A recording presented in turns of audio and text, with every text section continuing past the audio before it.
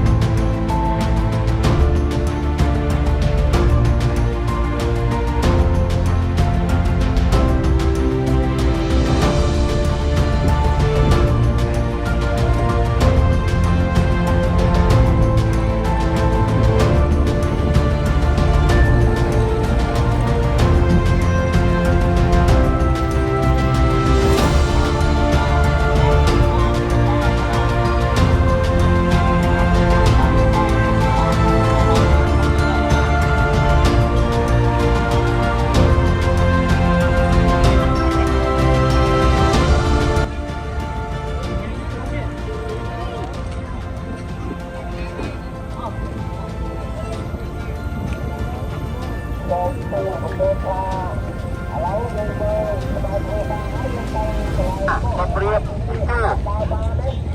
ขอบเรียบจีจูกันนะขอบเรียบจีจูเดี๋ยวโดนทำเองผม cho lá kê đấy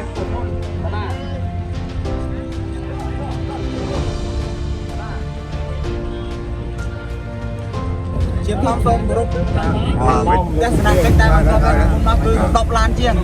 ลักษณะที่ซ้ำหนักซะลักษณะแบบนี้แต่ปีหน้าเนี่ยนะเดี๋ยวเอาปีหน้าปีกำลังปีกำลังตีการในซอลประมาณกำลังเตี้ยการแต่ไปมาตักมาไว้ยิงมั้ง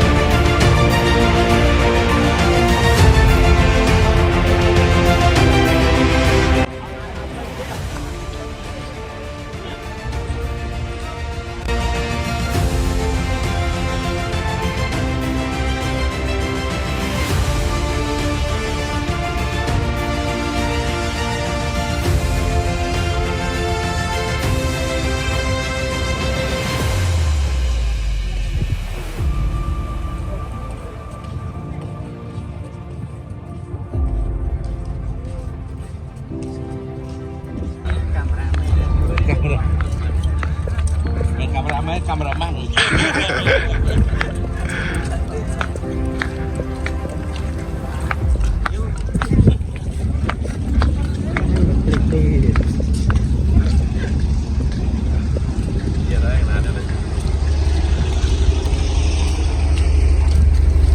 mà đi con mình nào rong mấy trái đó nè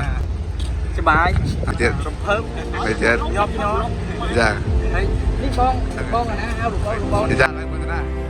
tại đây dạ